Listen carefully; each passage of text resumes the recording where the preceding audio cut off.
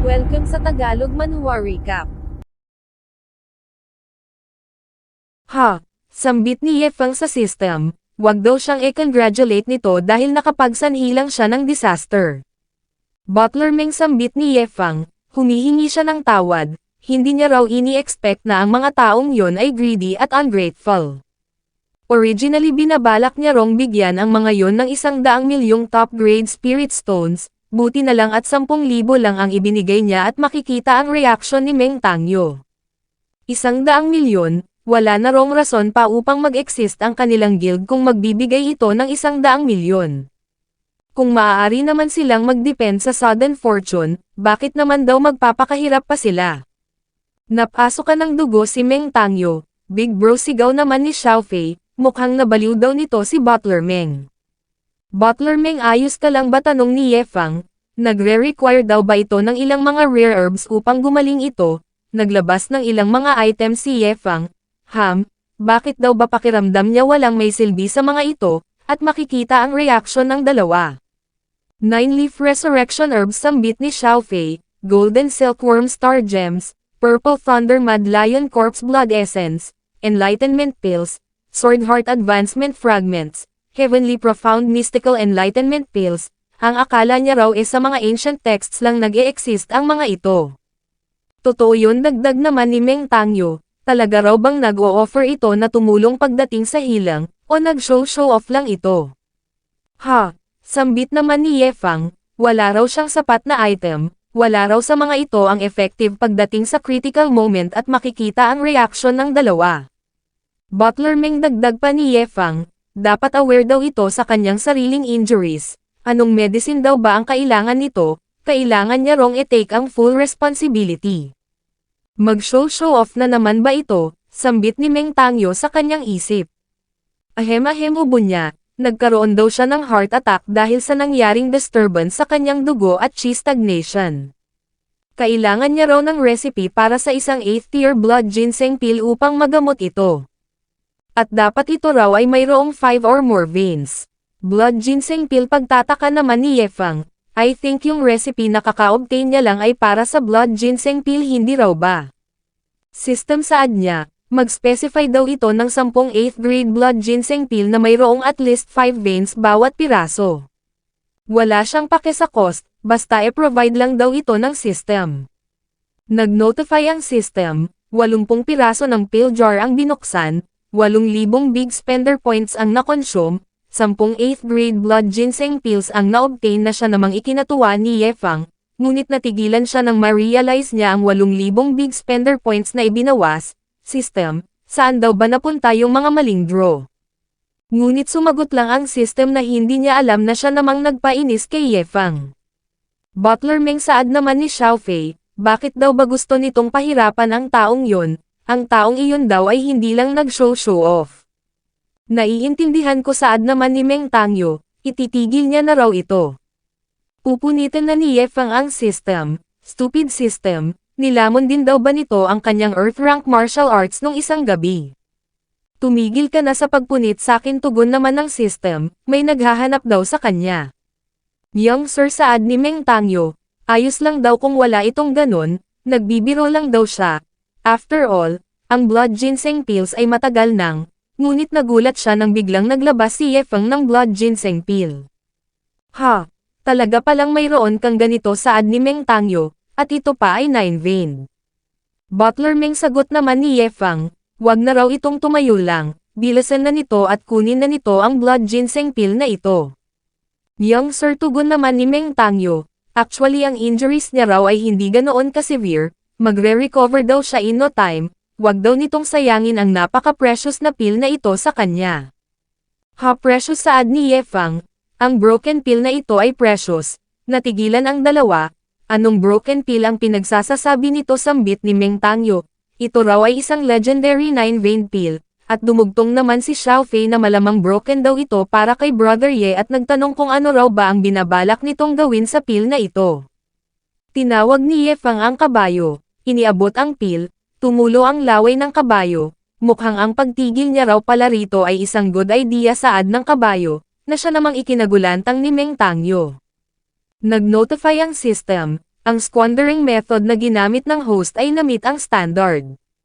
Congratulations sa host sa matagumpay na pagwawaldas, bilang reward ito ay makakatanggap ng 3,000 big spender points.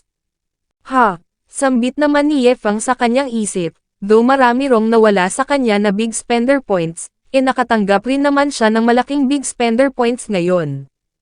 Base sa kanyang calculations madali lang siyang kikita ng 19,000 big spender points dito. Kaya binigyan pa ng ilang mga pills ni Yefang ang kabayo. Oh my god, napakasarap sambit nito, at natigilan ang dalawa. Huwag ka nang magwaldas, papakiusap sambit ni Meng Tangyo. Nagbigay pa ng mga pills si Yefang sa kabayo. Butler Meng, tingnan mo ang 9-vein blood ginseng pill na ito. Huwag mo nang bigyan ang mga kabayo, pakiusap sambit ni Meng Tangyo, kukonsume niya na raw ito. Iyon na nga ang ginawa ni Meng Tangyo. Wow, ito raw ay napakasarap. Nag-notify ang system, ang squandering method na ginamit ng host ay nakamit sa standards. Congratulations sa host sa matagumpay na pagwawaldas, bilang reward ikaw ay makakatanggap ng 3,000 big spender points at 1,000 9-vein blood ginseng pills. Note, ang mga pills na ito ay hindi maaaring magamit upang makakuha ng mga squandering rewards. Ha! Sambit ni Yefang sa kanyang isip. Lumalabas na hindi raw pala ganoon ka-severe ang injury ni Mr. Meng, kaya ang i-consume nito ang 9-vein blood ginseng pill ay maituturing na pagwawaldas. Ngunit 1,000 pills, ano raw ba ang gagawin niya rito? May naisip siyang bright idea. Master Huang, sambit niya, ito rin daw ba ay nahahalina sa mga 9-vein blood ginseng pills na ito? Ano, makakakuha din ba ako, exclaimed naman ni Xiao Fei. Oo, saad ni Yefang sabay akbay, kainin niya lang ito. Marami pa raw siyang mga broken pills na ganito, kumain lang daw ito kahit ilan ang gusto niya. Na siya namang ikinagulat ni Meng Tangyo, totoo raw ba ang sinasabi nito, at nagpasalamat si Xiao Fei. Makalipas ang ilang minuto ay nagpatuloy na sila sa kanilang paglalakbay. Sa loob ng carriage ay sinabi ni Xiao Fei kay Yefang na magmula ngayon, ito na raw ay ang kanyang beloved big brother. Kung may kailangan ito, sabihin lang nito sa kanya. Hindi raw siya mag-aatubiling tumulong. Sure, sagot naman ni Yefang. Hinawakan ni Meng Tangyo ang kanyang young master, tinitigan sa mata, Xiao Fei saad niya, pagbalik nila, ipapaliwanag niya raw sa ama nito ang lahat. Na siya namang ikinagulat ni Yefang, talaga raw bang mayroong ganitong development ang manhwa na ito? Idinagdag ni Meng Tangyo na talaga raw palang hindi extravagant enough ang buhay nito. Ito raw ay namumuhay ng napaka-modest sa loob ng mahigit sa 1 dekada, ang vision daw ng guildmaster ay napakakitid. Butler Meng, saad ni Xiao Fei, at sabay na umiyak ang dalawa. So hindi pala ito isang confession, hasambit ni Yefang habang pumapapak ng pagkain. By the way, saad ni Yefang, paano naging precious ang blood ginseng pill na ito? Ano raw ba ang special dito? Hindi naman daw ito isang 9th grade item. Sumagot naman si Meng Tangyo na ang precious sa item na ito ay ang recipe. Recipe? Pagtataka naman ni Yefang. Young Master Ye, dagdag ni Meng Tangyo, ang blood ginseng pill daw na ito ay mayroong exceptional na healing effects. Ito raw ay kabilang sa pinaka-best sa mundo ng mga pills. Neither ang refining o ang paghahanap sa mga herbs na sangkap nito ay mahirap, ngunit ang recipe nito ay naglaho na sa mundong ito. Ang mga blood ginseng pills na kasalukuyang nasa mundong ito ay napakababa na ang supply, kung kaya ang mga ito ay napaka-precious. May nilabas na nila Mokos na papel si Yefang, nawawalang recipe ng blood ginseng pill, mukhang ito raw ang tinutukoy nito na siya namang nagpaluwa sa mga mata ni Meng Tangyo. Ano? Kinuha niya ang papel, tiningnan, wala raw siyang maintindihan, maiintindihan mo lang daw ito kapag ka na-refine mo na ito. Ngunit siya na si Meng Tangyo, pinagkakatiwalaan niya raw si Young Master Ye. Ang pagkakahawak pala ni Meng Tangyo sa prescription ay baligtad. Big brother, talaga bang legit ang recipe na ito? Tanong naman ni Xiao Fei. Of course, sagot naman ni Yefang, ni maaari niya pang araw itong ibigay sa kanilang guild. That's great, thank you big brother, sambit naman ni Xiao Fei. Idinagdag ni Yefang na ngunit magmula ngayon, kukunin niya raw ang 10% profit mula sa sales ng mga blood ginseng pills at dapat i-deliver nila ito mismo sa kanyang sect. No problem, nag-agree ako on behalf sa aking ama, sagot naman agad ni Xiao Fei. Dumiretso naman agad sa langit si Yefang, tiyak na ma-in-love daw ng husto sa kanya ang kanyang master sa ginawa niyang ito. O master, kaka-establish pa lang daw ng sect nila ngunit ang disciple na ito ay nagtatrabaho ng husto upang i-strengthen ang kanilang sect para lang sa master. Marahil ito raw ay napaka-laborious at nangangailangan ng matinding effort pagdating sa parehong oras at resources, ngunit nakahanda raw siyang gawin ang lahat. By the way, sambit ni Yefang, magkano raw ba ang mga goods na dala nila ngayon? Bibilhin niya raw ang lahat ng ito upang itapon. Butler Meng, Xiaofei, sumama daw ito sa kanya sa kanilang sect, mas maigi raw na ngayon palang malaman na nila ang daan papunta doon. Sumang-ayon naman dito ang dalawa. Naglabas ng flying sword si Meng Tangyo, sa wakas wala ng traveling on foot. Sambit naman ni Yefang sa kanyang isip, kailangan niya rong matuto ng swordsmanship sa hinaharap. Sambit naman ni Xiaofei sa kanyang isip, nagtataka raw siya kung anong uri ng sect ang kinabibilangan ni Big Brother Yefang. At, mula doon ay lumipat ang eksena sa isang partikular na bayan, at sa loob ng isang silid ay makikitang nakahiga si Yefang.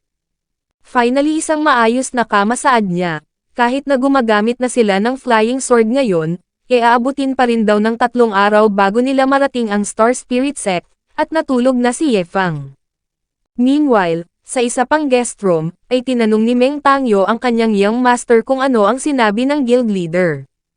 Makikita naman ang lugmok na estado ni Xiaofei, ang buhay ay meaningless, katapusan niya na, at ikinwento niya ang buong detalye. Sa headquarters naman ng Chenhai Trading Guild, nakaupo ang ama ni Xiaofei na si Huang Dahai, ang guildmaster ng Chenhai Trading Guild. May hawak siyang papel, na pabuntong hininga, kung alam niya lang daw na ganito ang mangyayari pinapermi niya na lang daw sana si Xiaofei sa bahay. Elder Meng, pakiusap dalhin daw nito ang dalawang yun pabalik dito. Ito ay kabaliwan, na wala raw ang kanilang mga subordinate at cargo dahil sa taong nagngangalang Ye. Ngunit ang biggest concern daw ngayon para sa kanya ay ang kanilang safety.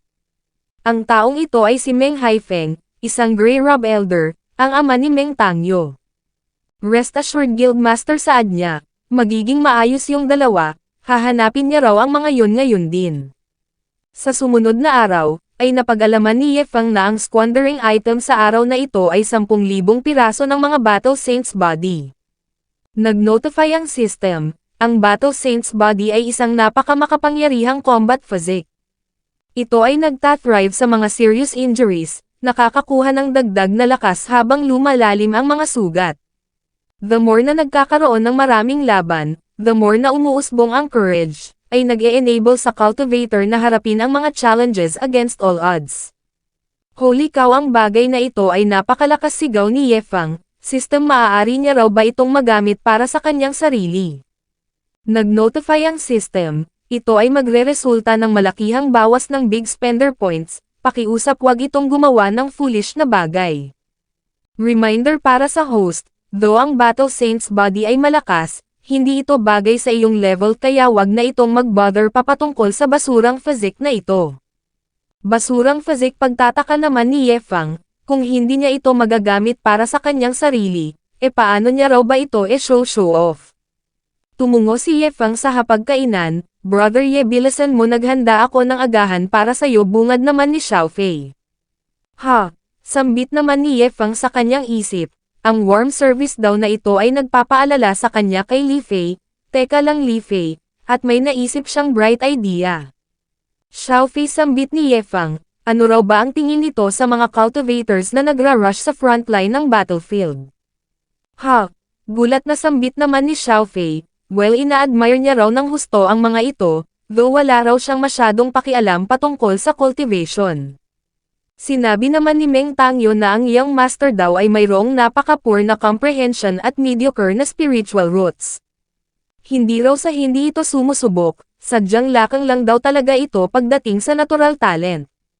System, patanong na sambit ni Yefang, ang Battle Saints body daw ba ay mayroong anumang requirements patungkol sa comprehension o spiritual roots? Wala, sagot naman ng system. Hanggat patuloy ka lang na lumaban at maka-experience ng life and death battles, ang iyong lakas ay mag-e-improve. Maaari mo ring makomprehend ang mga suitable na super powerful na mga martial arts. Ang Battle Saints body ay napaka-mysterious. Ha, sambit naman ni Yefang, kung ganun ano raw ba ang pinagsasasabi nito kaninang basura ang Battle Saints body na ito at tinanong niya si Xiaofei kung willing ba ito na maging isang frontline fighter.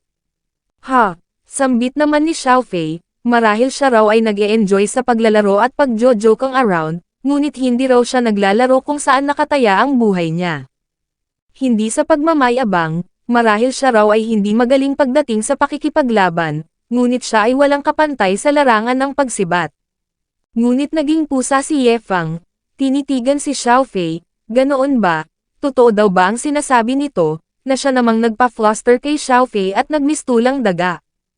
Kung ganun hayaan mo muna akong magbahagi ng dalawang kwento dagdag naman ni Yefang.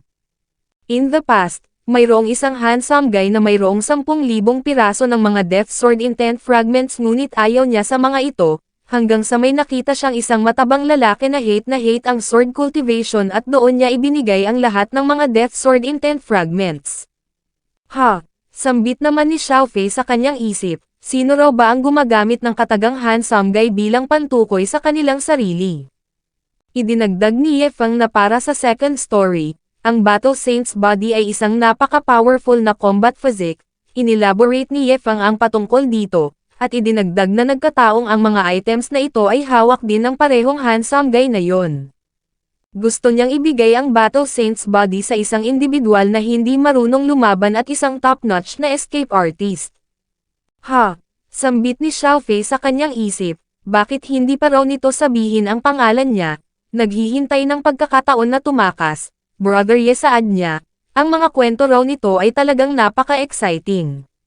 Ngunit nagbibiro lang daw siya kanina, talaga rong ina-admire niya ang ganoong klaseng mga tao, kaya bakit naman daw siya matatakot sa kamatayan at tatakbo? Kung hindi lang dahil sa kanyang innate flaws, kating-kati na raw siyang sumalang sa isang matinding life and death battle.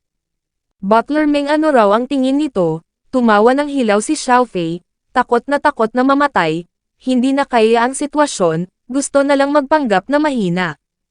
Hopeless day sambit naman ni Meng Tangyo sa kanyang isip, ano raw ba ang kino-complain nito?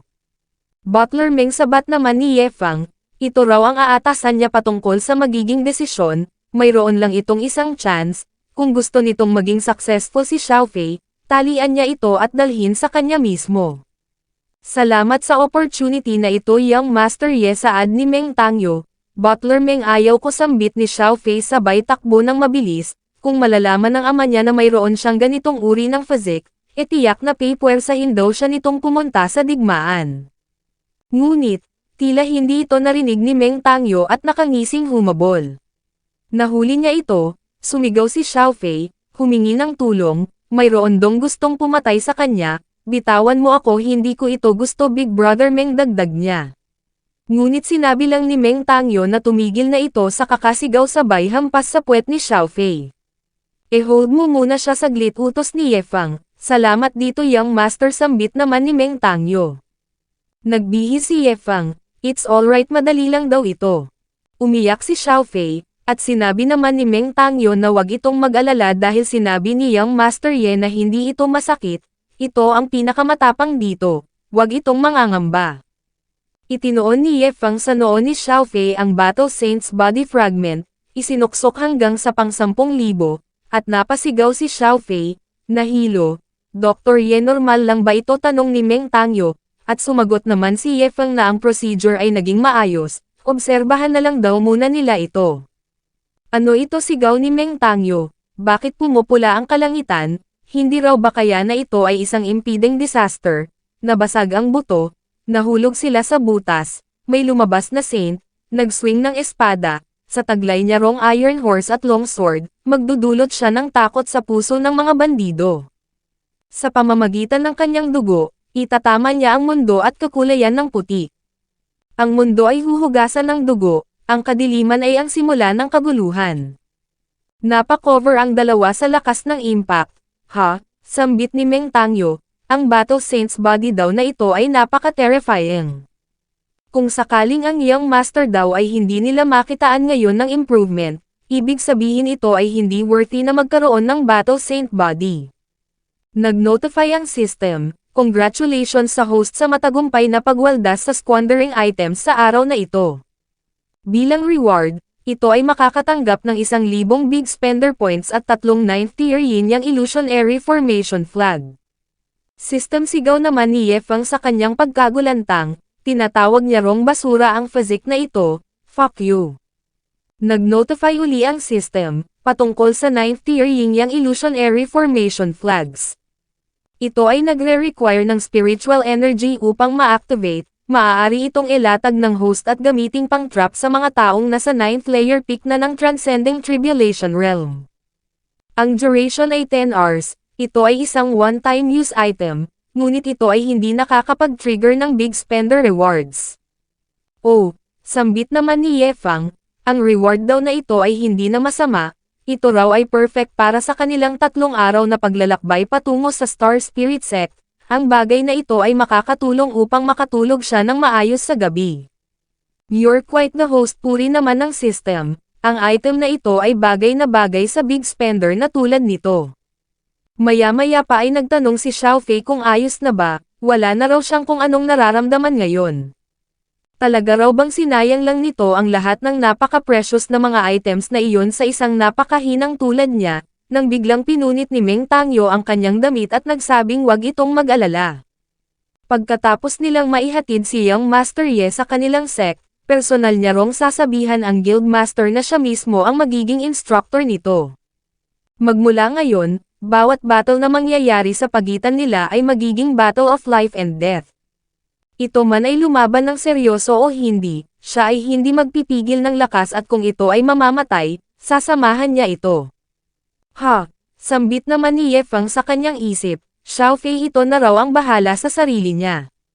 Nagpatuloy na sila sa kanilang paglalakbay at pagsapit ng hapon, ay sinabi ni Meng Tangyo na maghahanap muna sila ng lugar na mapagpapahingahan nila.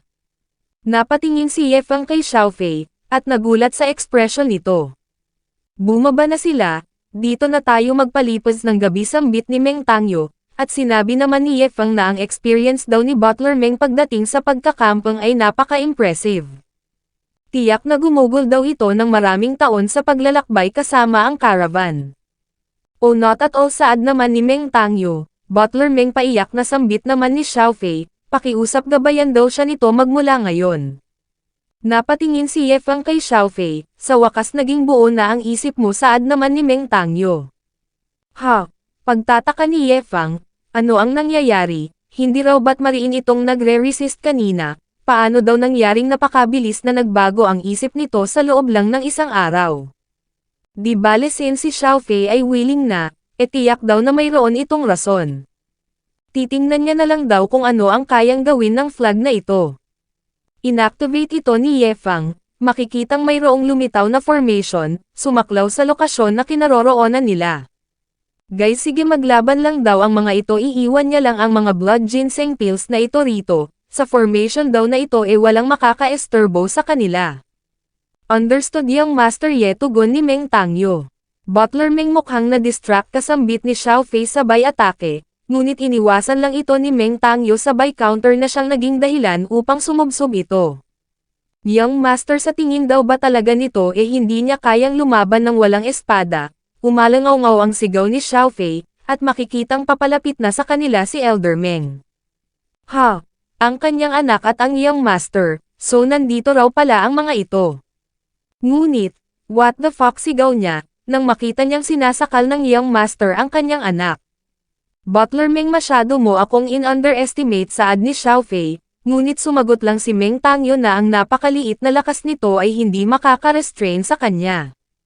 Binaligtad ni Meng Tangyo ang sitwasyon, masyado pa raw itong bata, at sumigaw naman si Elder Meng na tumigil ang mga ito, ngunit walang nakarinig sa kanya. Gaya ng sinabi ng Guild Master mukhang talaga raw palang nababaliw na ang dalawang ito, kailangan niya rong pigilan ang mga ito. Inatake niya ang formation, ngunit bamanda lang siya. Tumihaya siya, at maririnig ang sigaw ng dalawa. Butler Meng hindi na ako magpipigil pa sigaw ni Xiaofei, come on ibuhos mo ang lahat sagot naman ni Meng Tangyo. Bumangon si Elder Meng, natigilan, patuloy na naglaban ang dalawa, what on earth daw ba ang ginagawa ng formation at flag na ito rito, damit wala raw siyang naiintindihan pagdating sa mga formations at mga high-level flags. Napatingin siya kay Yefang na natutulog ng nakatuwad sa kama na gawa sa mga spirit stones. Mukhang ang tao raw na ito ang tinutukoy ng Guildmaster. Mukhang talaga raw palang hindi ito isang simpleng tao kung kaya nitong gumamit ng ganitong klaseng high-level na formation flag. Bumaling siya sa dalawa. Tapos na raw bang maglaban ang mga ito, ngunit nagulantang siya nang makita niyang naglabas lang ng espada ang mga ito. Nagpalitan ng atake ang dalawa. Itigil nyo yan, nababaliw na ba kayo, sigaw niya. Damit mukhang hindi raw siya naririnig ng mga ito, ang barrier na ito ay napakalakas. Makalipas ang 5 minuto, sa wakas tapos na buntong hininga ni Elder Meng. Teka lang, anong binabalak ng mga ito? Ito raw ba talaga ang Xiaofei na kilala niya? Ang mga yun ba ay mga blood ginseng pills, at makikitang kumakain pala ng mga blood ginseng pills ang mga ito habang nagpapahinga. Makalipas ang 5 minuto, ay nagkasundo ang dalawa na maglaban uli.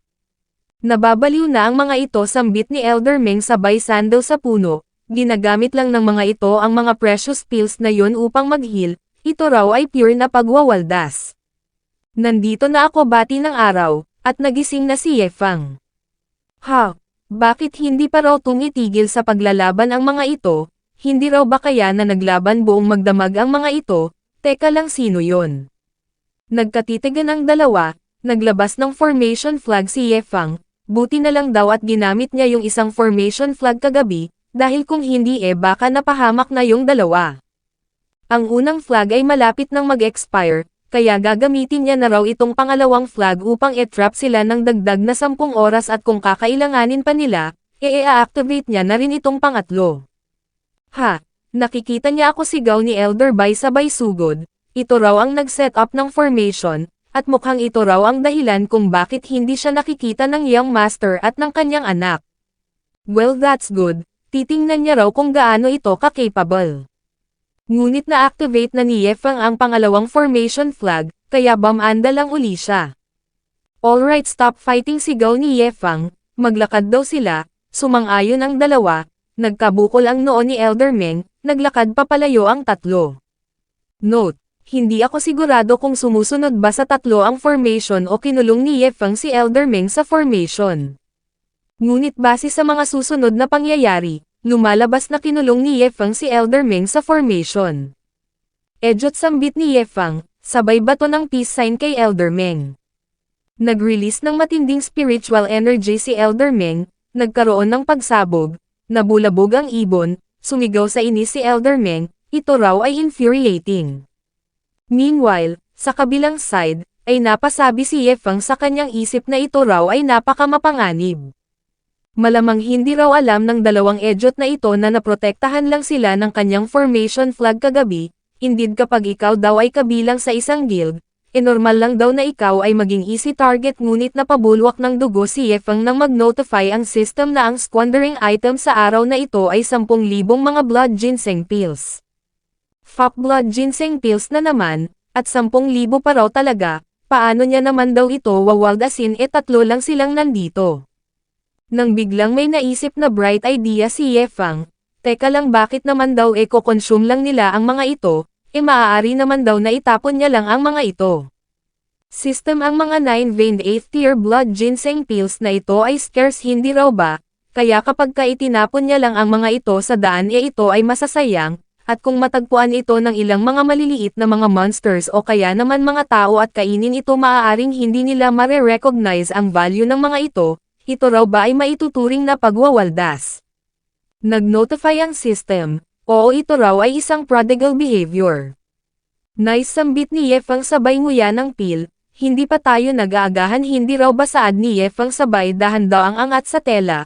Brother Yefang, kasalanan namin ito, sambit ni Xiaofei, hindi raw nila na-consider ang posibilidad ng pagkampang sa wild noon. Ngunit sumagot lang si Yefang na bakit ito humihingi ng tawad, pinapaalalahanan niya lang ang mga ito, ipinresenta ang mga pills sa mesa, ang mga ito raw ay libre lang, marahil wala raw silang pang-agahan ngunit siya meron. Makikita ang reaksyon ng dalawa, ngumisi si Yefang, ano pang tinatanga-tanga nila, bilasan na raw nila at kumain, kapag hindi nila ito kinain ibig sabihin nun dini-disrespect nila siya, hindi raw ba? Grabe, ito ay kalabisan sambit ni Xiaofei sa kanyang isip, di bale hindi raw nila maaaring tanggihan ang kabaitan ni Brother Ye Fang. Makalipas ang isang oras ay lamubo na ang tiyan ng dalawa, Young Master Ye, hindi na namin kaya pang kumain saad ni Meng Tangyo. Ngunit sinabi lang ni Ye Fang na kung busog na sila magpahinga muna sila stretch ng kaunti ang kanilang mga legs, mayroon pa raw siyang mahigit sa 9,000 ganitong natitira. Butler Meng ito raw ang mag-lead sa kanilang paglalakbay, habang si Xiaofei naman ay tulungan siya nitong itapon ang mga natirang blood ginseng pills ng one by one na siya namang ipinagtaka ni Xiaofei. Brother Ye, sambit ni Xiaofei, hindi raw ba ito isang bad idea?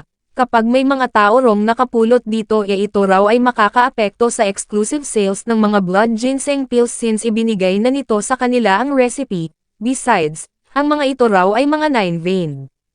Nagbuntong hininga si Ye Fang.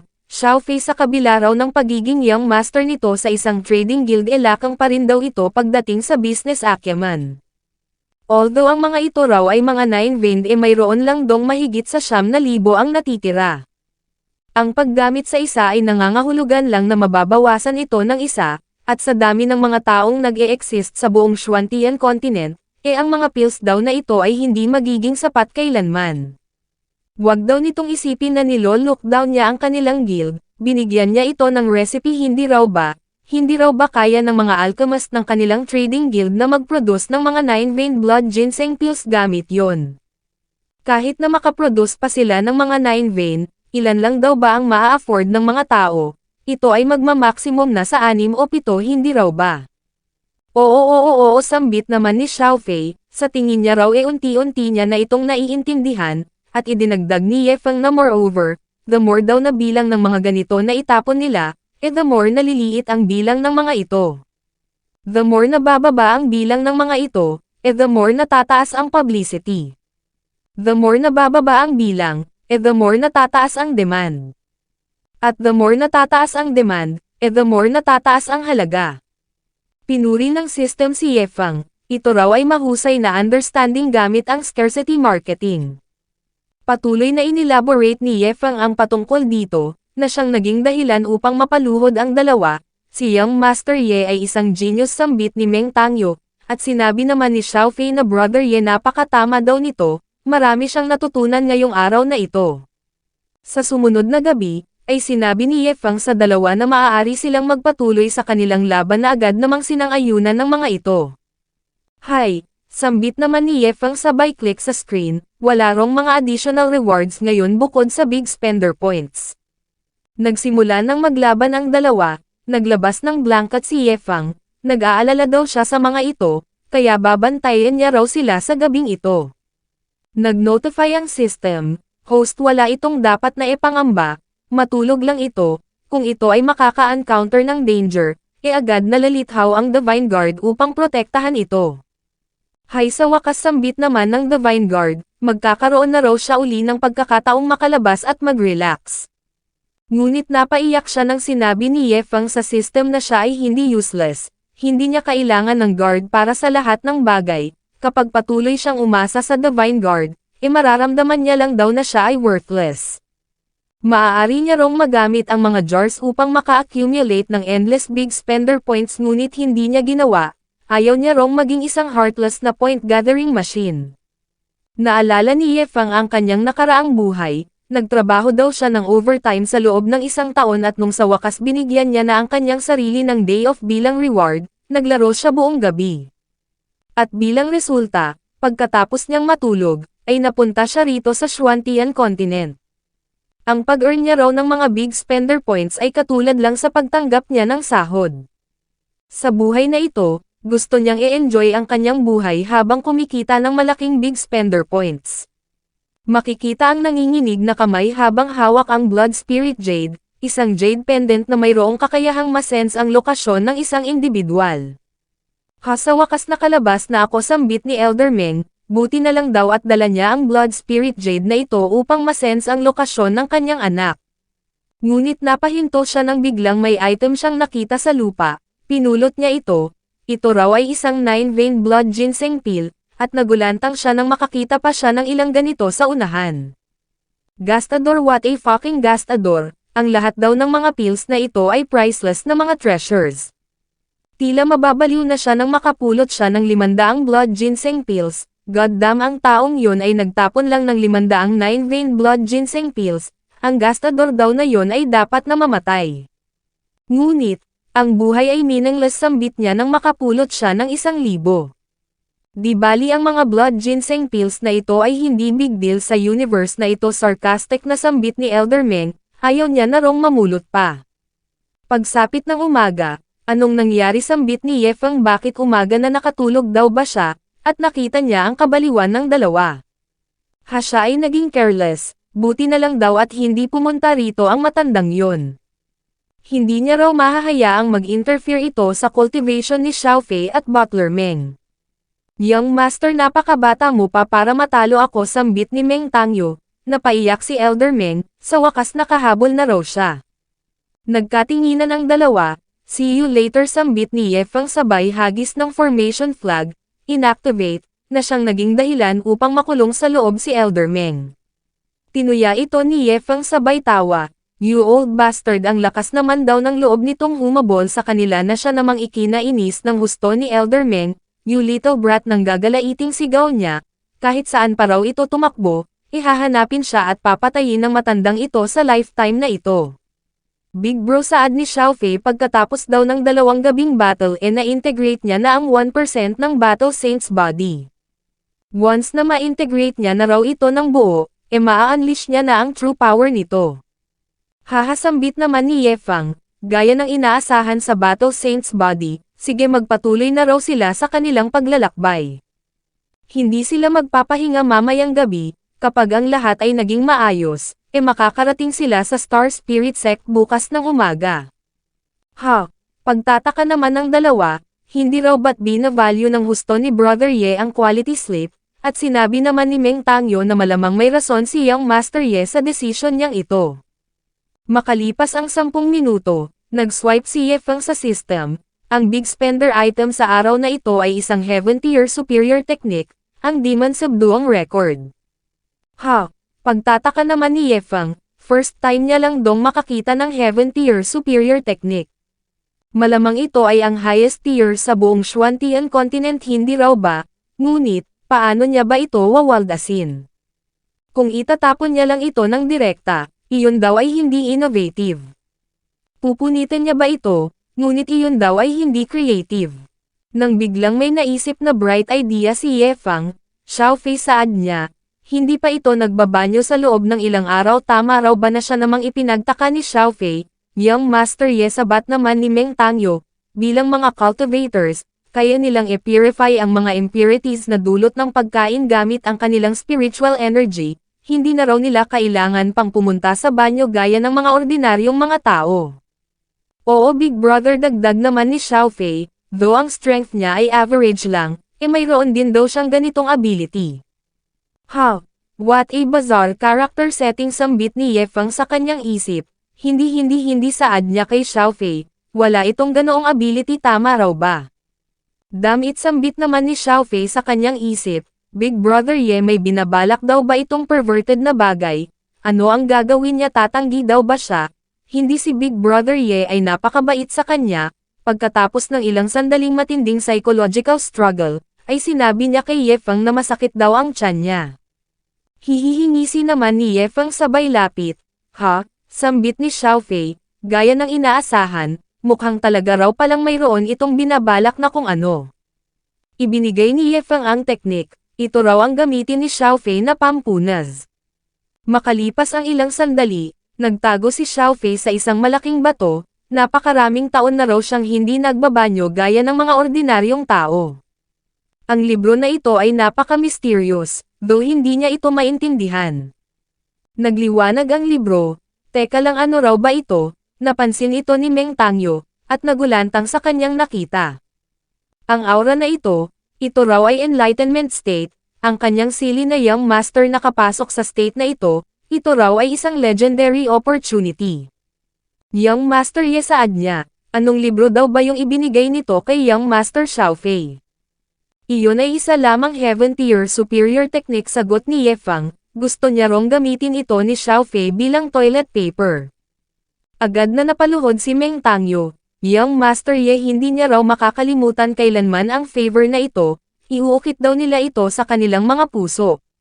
Na siya namang ikinagulat ni Ye Fang, Butler Meng anong pinagsasasabi nito, hindi niya raw ito maintindihan.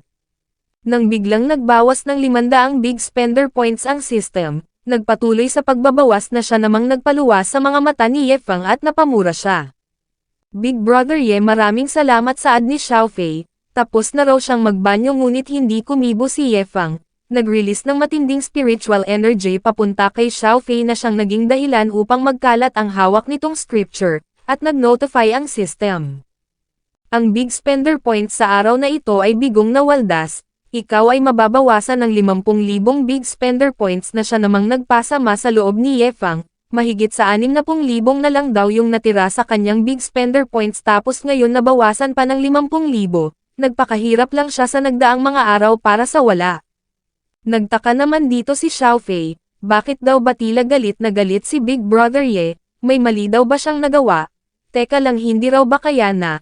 Agad na yumukod si Xiaofei, humingi ng tawad, siya ay isang idiot, paulit-ulit na sambit niya. Big Brother nagkamali ako dagdag pa ni Xiaofei, nagkamali saan pagtataka naman ni Ye Fang. At paiyak na sumagot si Xiaofei na sinabi raw nito noon na sa pamamagitan ng Battle Saints body na mayroon siya ngayon, hindi niya na kailangan ang iba pang mga techniques at mga martial skills dahil maaari siyang mag-improve sa pamamagitan ng sunod-sunod na battle. Siya raw ay lakang pagdating sa willpower, na-immerse niya ang sarili niya sa intricacies ng cultivation technique, at nakalimutan niya ang essence ng Battle Saints body. Ni hindi niya pangaraw ito na master, Big Brother Ye tinest siya nito, ngunit siya ay bumagsak na siya namang ikinagulat ni Meng Tangyo, so ganun daw pala yon. Siya raw ay ridiculous, napaka-short-sighted, Young Master Ye pakiusap parusahan siya nito, at ganoon din ang sinabi ni Xiaofei.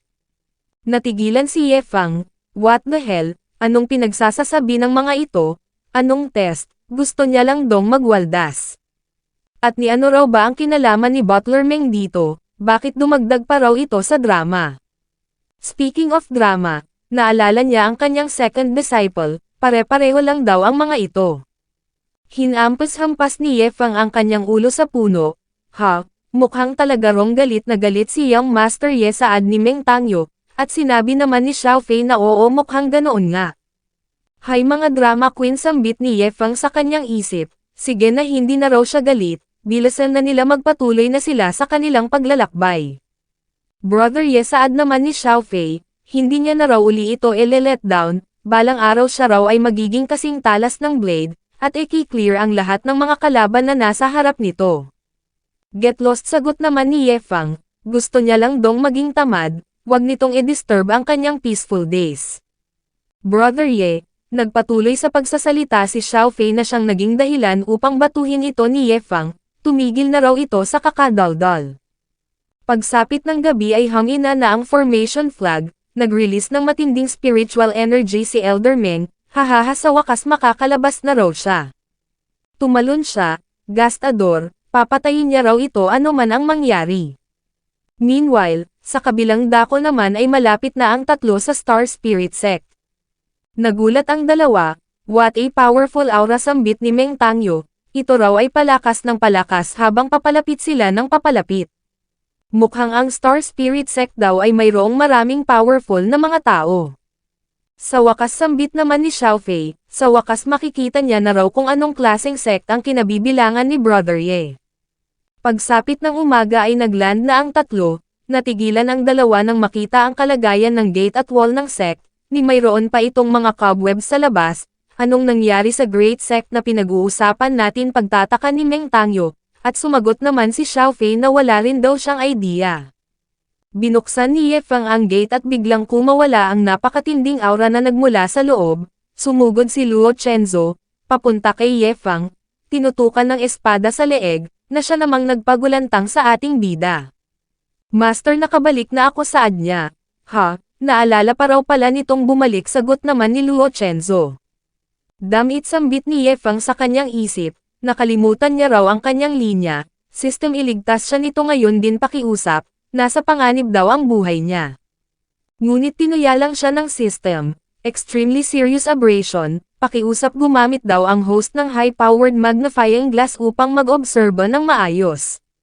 Manatili itong kalmado, maghanap ng paraan kung papaano masisway ang puso ng sect master, ang Divine Guard ay hindi mag-i-intervene sa pagkakataong ito. Napaiyak naman dito ang Divine Guard, gusto niya na rong makalabas. Dali-daling sumugod si Elder Luokai, ang Demoness, si Zhao Tianming, Lady Saintess pakiusap magkaroon daw ito ng awan na siya namang naging dahilan upang matigilan si Luo Chenzo. Master bakit nandito rin sila tanong ni Yefeng sabay pasimpleng dahan daw ang tulak palayo ng espada mula sa kanyang leeg, anong sinabi mong bakit sila nandito saad naman ni Luo Chenzo, lumapit sa mukha ni Yefeng, talaga raw bang wala itong idea kung ano ang ginawa nito sa sect, at pinamukha niya kay Yefeng ang lahat ng mga pinaggagawa nito. Napatingin siya sa likod ni Yefeng, teka lang sino raw ba ang mga ito, no way sabay tutok uli ng espada sa leeg ni Yefeng, wag daw nitong sabihing sasali rin ang mga ito sa sect. Hindi sigaw naman ni Meng Tangyo at Xiao Fei, mabuti naman kung ganun saad ni Luo Chenzo, since ang mga ito raw ay mga outsiders, i-spare niya raw ang buhay nito. Mukhang galit na galit si Sect Master Luo ngayon na ang pagkakataon ko sambit naman ni Elder Xia. Ngunit nung lumapit siya upang mag-offer ng tulong ay hinarangan siya ni Elder Bai, pareho pala nang iniisip ang dalawa. Ang lakas naman ng loob mo upang esquat ako sigaw ni Elder Xia, ikaw ang nang e-esquat dito sagot naman ni Elder Bai. Na siya namang pumukaw sa atensyon ng dalawa, Xia Chanyo, gulat na sigaw nila. Nagtaka naman dito si Elder Xia, at sumibat si Elder Bai. Ha, sambit ni Meng Tangyo. Bakit daw ba nandito sa napakaliit na sect na ito ang esteemed owner ng Chanyo Auction House, paano ko naman malalaman yun sambit ni Xiao Fei. Nagsalita si Yefeng, ipinakilala ang dalawa, ang mga ito raw ay nagmula sa Chenhai Trading Guild. Ang isa ay si Young Master Huang Xiao Fei, at ang isa naman ay si Grand Butler Meng Tangyo. Master sumama daw ang mga ito sa kanyang disciples sa pagkakataong ito upang mag-discuss lang ng business matters sa sect master, na siya namang ipinagtaka ni Luo Chenzo. Gentleman saad ni Luo Chenzo, ang kanyang Star Spirit sect ay kaka-establish lang less than a month ago, kaya gaya ng nakikita nila, wala masyadong mga disciples dito. Ang financial resources ng kanilang sect ay napaka-limited, kaya nahihirapan silang bilhan ang kanilang mga disciples ng cultivation resources. Kaya naniniwala daw siya na mas maigi kung i-cancel na lang nila ang potential collaboration na ito. Na siya namang nagpabulwak sa dalawa, limited financial resources, ano ang pinagsasasabi ng babaeng ito. Inilabas ni Xiao Fei ang recipe ng blood ginseng pill, Sect Master Luo sa tingin niya ay nami-misunderstood nito ang bagay na ito, hindi raw sila nandito para sa purpose na yon. Ipinaliwanag ni Xiao Fei ang lahat at makalipas ang ilang minuto, ay napa-contemplate si Luo Chenzo. Ang long-lost 8th grade blood ginseng pill formula, kung ang sect ay makakaparticipate dito, ang profit na makukuha nila rito ay, hindi ano naman daw ang kinalaman niya rito, hindi niya raw itinayo ang sect na ito para sa pera. Nang biglang nagdash si Yefeng, master bilang direct disciple nito at senior brother ng sect na ito, nung makita niya raw ang kanyang junior brother na si Wufeng na lumagpak sa bangko, umiiyak dahil sa kawalan ng financial resources, ang tagpong iyon ay forever na naumukit sa kanyang alaala. Sa sandaling iyon, nagbaw siya sa kanyang sarili na kung makakahanap siya ng isang trading guild na maaari niyang makakolaborate, susunggaban niya ang opportunity ng walang pag-aalinlangan. At ngayong ang trading guild ay nasa harap niya na, ito raw ay ituturing niyang pinakamalaking tsansang dumating sa buong buhay niya. Ang pag-restore sa Star Spirit Sect ay ang kanilang undeniable na duty, at idinagdag sa kanyang isip na bilisan nito, purihin daw siya nito ngayon din. Makikita ang reaksyon ni Luo Chenzo, sinasabi niya na nga raw bang walang may dudulot na maganda para sa kanya ang napaka-wicked na disciple na ito raw ay isang napakalaking disruption sa kanyang cultivation, kailan pa raw ba siya magta-transcend sa tribulation at nang mag-ascend na siya sa upper realm upang makapaghiganti. Nag-notify ang system, reminder sa host, ang Grey Cloaked Elder ay darating sa Star Spirit Sect sa susunod na 3 minuto. Sambit naman ni Yefeng sa kanyang isip, buti na lang daw at isinet up niya ng advance ang insight function. Xiaozu, tawag ni Ye Feng sa Demoness, isang lalaking nakasuot ng gray cloak ang paparating sa Star Spirit Sect, i-intercept niya raw ito, wag niya muna itong patayin, bugbugin niya lang ito ng husto, bugbugin niya ito hanggang sa hindi na ito makikilala kahit ng kanyang mga sariling kamag-anak. As you command, Master, sagot naman ni Xiaozu. Nagliwanag si Xiaozu, napatili ang mga babaeng core disciples. Ha? Ano ang nangyayari? Pagtataka naman ni Ye Feng. Nag-show off daw ba ito?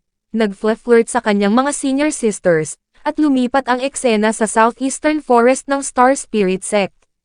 Sa wakas malapit na sambit ni Elder Meng, sa wakas huminto na ang gastador na yun upang magpahinga.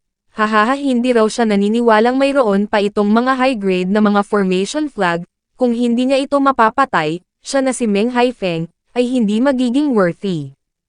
3 araw, paulit-ulit siya nitong tinrap sa loob ng 3 araw, nang biglang dumating si Xiaozu. Teka lang, sambit ni Elder Meng sa kanyang isip, ang killing intent na ito, at sinabi niya kay Xiaozu na pakiusap tumabi ito, ayaw niya raw itong patayin. Ngunit biglang sumugod si Xiaozu, ikaw na hamak lang na nasa 4th layer ng Transcending Tribulation Realm, ang lakas naman daw ng loob nitong habulin ang kanyang master hanggang dito na siya namang ikinagulantang ni Elder Meng. Master, anong klaseng halimaw daw ba ito?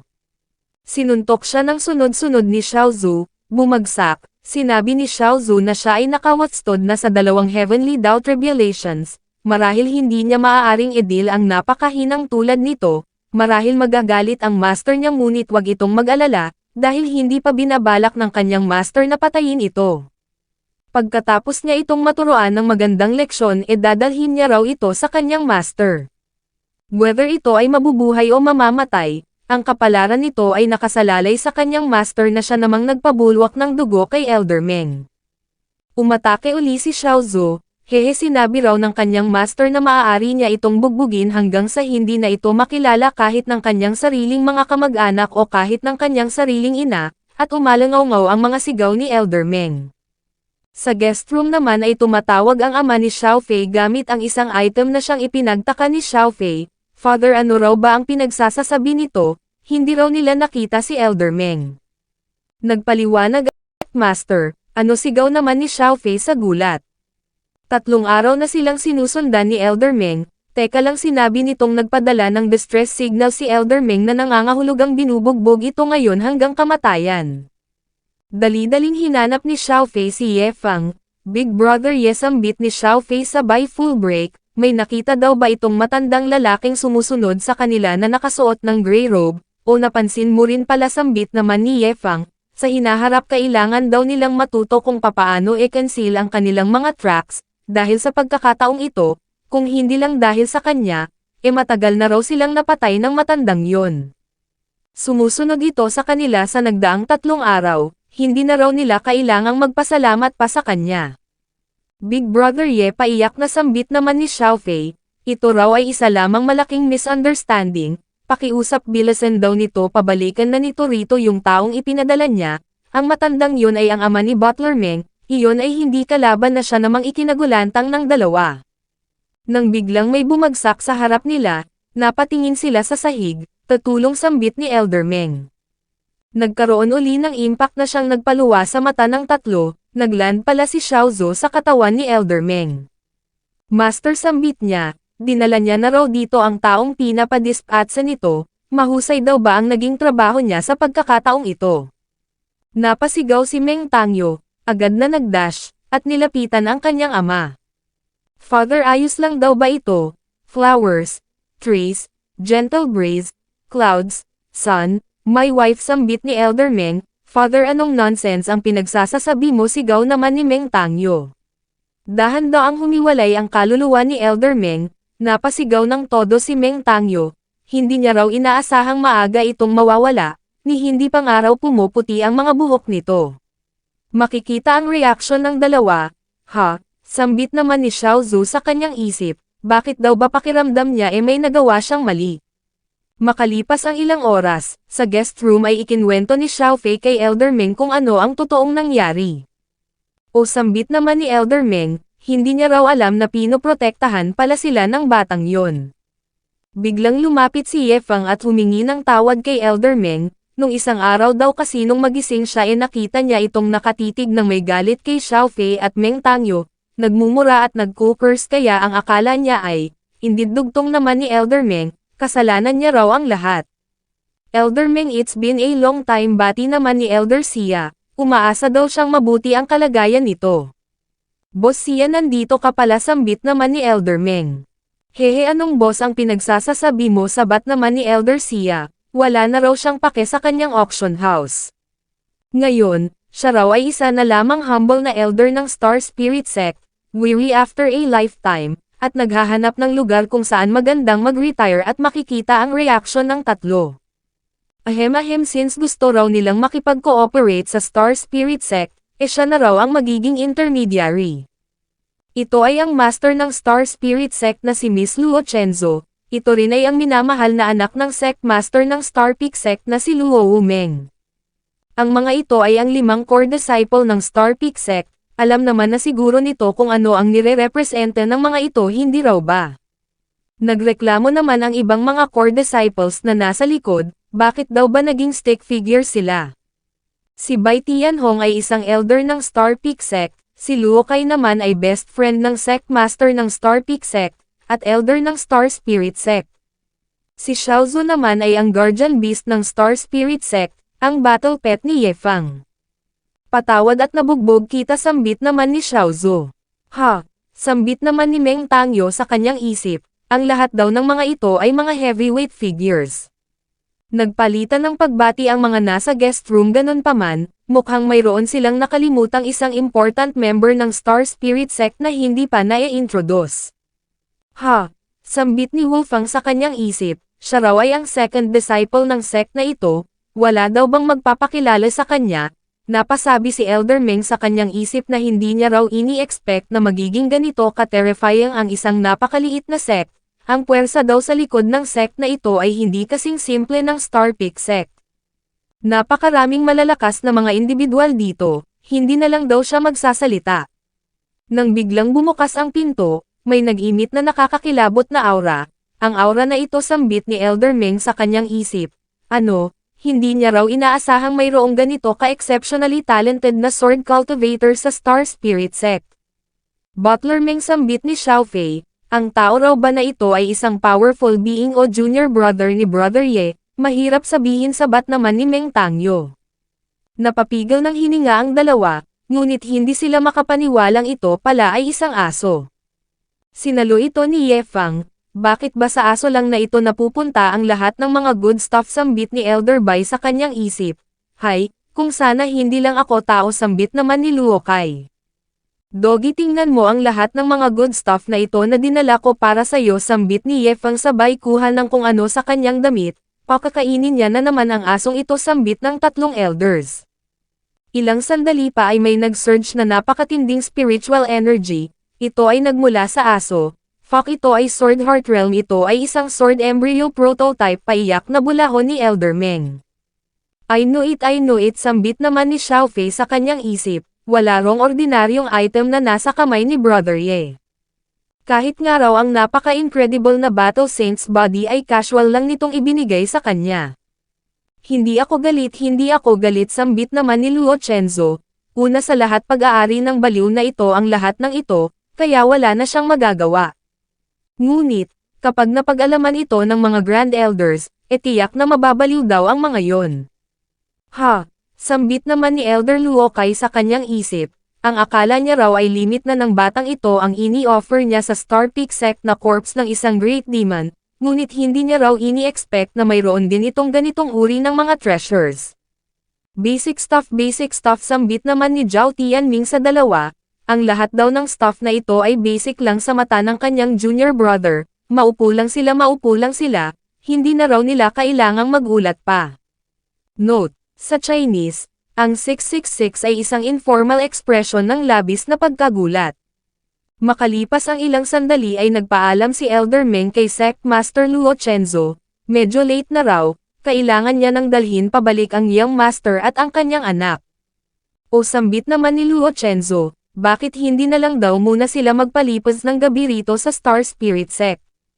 Sumagot naman si Elder Meng na gusto niya raw sana ngunit hindi maaari, may mga orders daw na ibinigay ang kanilang guild leader, bibisita na lang daw uli sila sa susunod na mga araw. Mula doon, ay lumipat ang eksena sa paanan ng bundok. Sabihin mo sakin, tanong ni Elder Meng sa kanyang anak, anong uri daw ba ng deal ang isinagawa nila sa Star Spirit Sect, at ginawa pa nila itong private ngunit on behalf sa Chenhai Trading Guild. Ano, Father, hindi mo pa rin ba nasisin through, patanong na saad ni Meng Tangyo. Sinabi ni Elder Meng na although talagang maraming mga 8th grade 9 vein blood ginseng pills ang taong yon, still hindi pa rin daw siya naniniwala sa recipe na ito. Ang tiwala nila para sa taong yon ay hindi naman siguro nakasalalay lang sa recipe na ito, hindi raw ba? Sininyasan ni Meng Tangyo si Xiaofei, ini-release ang aura ng Battle Saint's body. Ito raw ang dahilan kung bakit nagtitiwala sila kay Big Brother Ye, na siya namang labis na ikinagulat ni Elder Meng.